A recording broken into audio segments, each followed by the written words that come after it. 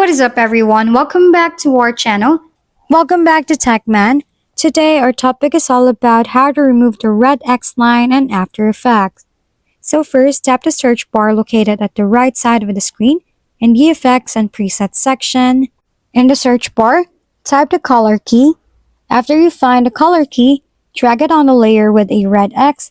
Now let's go to the color key section located at the left side of the screen in the Effects Control section. In the color key section, tap the eyedropper tool beside the key color in the color key section. Now zoom in and click the X line while in an eyedropper. As you can see, it turned black. After that, let's copy the layer with an X mark and paste it, or just make it simple. Ctrl C and Ctrl V, and then just increase the scale and move the position to the right in the copied layer. If we've been helpful, kindly give us a thumbs up. And don't forget to hit the subscribe and bell button for more contents. For any questions and suggestions, comment down below.